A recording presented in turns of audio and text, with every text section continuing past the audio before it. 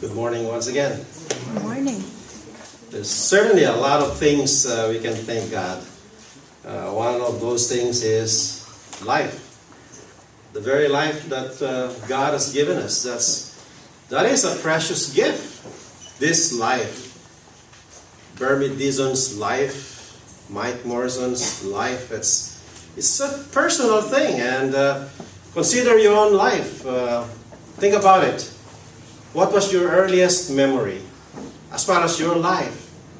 I look back and I remember probably I was 3 years old, and my earliest memory, and there were many lights. I remember in that big room, kind of lights, and it was actually a place where my grandfather just died and I was 3 years old. There's a lot of people. I didn't even know what death was, but that's just my memory. And all I cared about was at that time, I was a young boy, there was a table and it's full of food. Fruits and all kinds of meats and so forth. And all I remember is trying to reach those with my hands, and I can't reach them, until somebody helped me. Kind of early memories about, my life. And probably you have your own, right? You have your own memories of how your particular life has begun.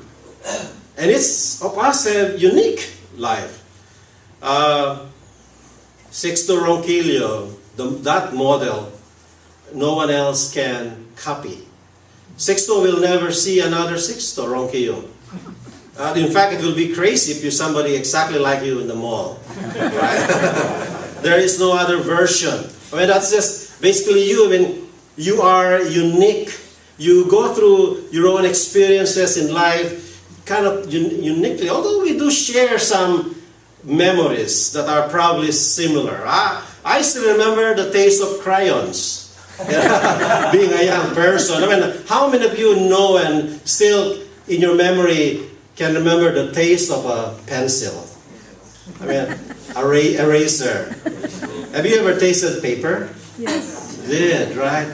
The taste of a grass leaves, some of you shaking your head, and I did. My kids certainly know the taste of their crib, because we had my dad built this crib, and this crib has all these teeth marks. They're like beavers and biting it. One time I saw that and I was kind of envious, and I tasted it myself. Tasted like varnish that my dad put in there. We go through this experiences. That's our life. And as we get older, you remember the first day you go to school. You're so excited, your first day.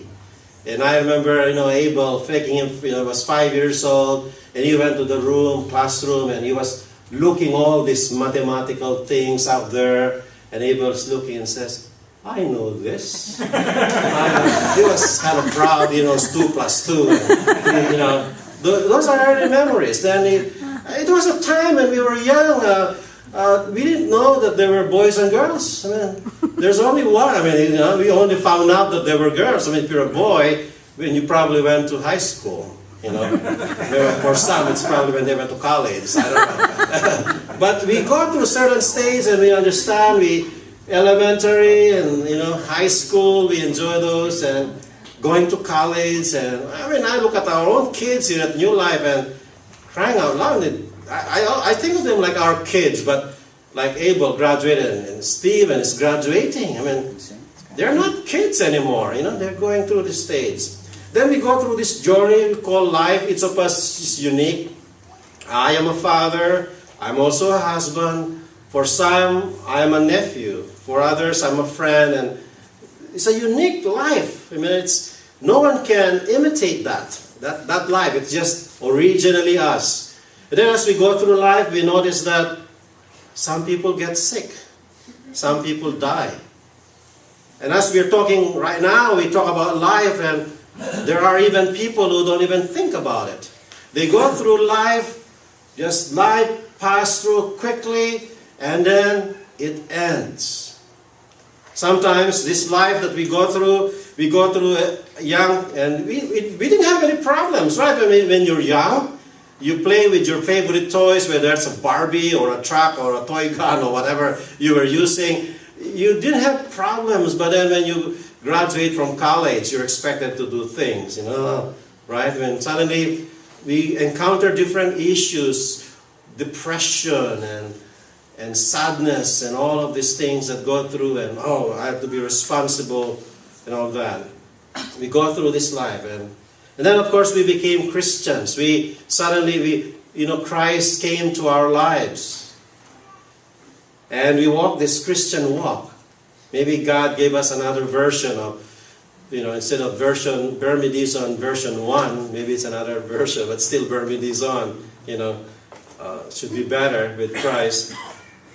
And so today I'd like to talk about our journey, because oftentimes we go through this journey, and even as God has opened our eyes through this journey, we often forget, especially when we are inundated or immersed with all kinds of problems in life, and we forget that there is a Lord Jesus. There's a God who cares for us. So I'd like to focus on Luke 24. There's the story of these disciples who were walking from Jerusalem to Emmaus. And Emmaus is like 7 miles, probably from this place to the campus, around that, or even longer. So they were walking because it was the 3rd day after Jesus Christ died. The 3rd day, on Sunday, they were walking because they were all troubled and they were bothered with what is happening, what was happening. The name of the disciple is Cleophas. I check, and there isn't much, I don't know, Dr. Morrison, about Cleophas. There is not much mention about Cleophas. And then, of course, there's another person walking, just another disciple, not even mentioned.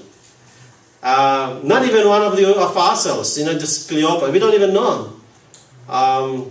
But it's just interesting that these regular guys, regular Christians, one of them unnamed, that Jesus on that day, on a Sunday, took effort and spent time with them, even as they didn't even know him. So I'd like us to watch this movie, today, because there's so much to thank God for in our daily lives, that there is God who is there, and exemplified by this movie. And so we'll have that played. It's 30 minutes. And we'll turn off the lights and watch that movie.